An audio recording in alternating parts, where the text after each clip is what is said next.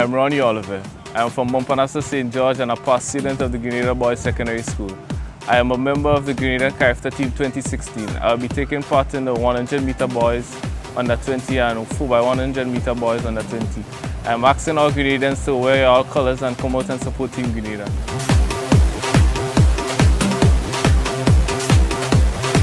I've been training hard for this character games. My expectations are to do my utmost best and represent my family and country and make them proud. My future goals are to represent Grenada in international meets like IAAF, World Champs and even the Olympic Games.